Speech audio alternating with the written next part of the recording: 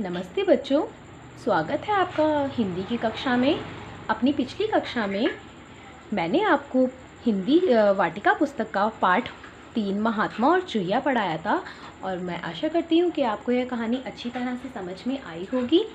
तो बच्चों, आज हम इसका कार्य जो है वो कॉपी में करेंगे। सबसे पहले आप आज की डेट यहाँ कॉर्नर में मार्जिन लाइन से पहले डालेंगे, सुंदर सुंदर लिखेंगे।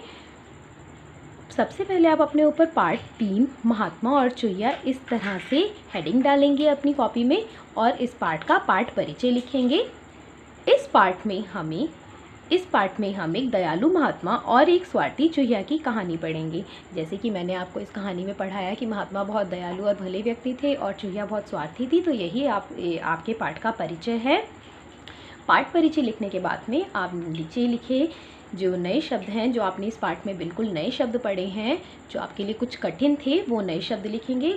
पहला जो शब्द है वो है महात्मा, उसमें आप आधा ता लिखेंगे, तो ये बनेगा महात्मा। क्योंकि महात्मा बोलने में ता की ध्वनि आधी है, इसलिए हम आधा ता लिखेंगे। आपका दूसरा कठिन शब्द है छपट्टा। छपट्टा में 2 बार आपको टा का स्वर सुनाई देगा, इसलिए आधा टा और पूरा टा। आपका तीसरा नया शब्द है शक्तिशाली। शक्तिशाली में आप आधा क लगाएंगे और ये शब्द है शक्तिशाली, जिसका अर्थ है ताकतवर। चौथा शब्द है आपका प्रार्थना। प्रार्थना यानी विनती करना। पांचवा आपका कठिन शब्द है तुरंत, यानी उसी समय या जल्दी। नए शब्द लिखने के बाद मैंने ये कार्य इसी पेज पर किया है, लेकिन आपको ये कार्य अगले पृष्ठ पर करना है, जो है शब्दार्थ और वाक्य। शब्दार्थ का अर्थ है शब्दों के अर्थ, और जिस शब्द का आप अर्थ लिखेंगे उसका आपको एक वाक्य भी बनाना है। आपका पहला शब्द है घायल। घायल का अर्थ है जिसे चोट लगी हो, और इसका वाक्य प्रयोग है बच्चा झूले से गिरकर घायल हो गया।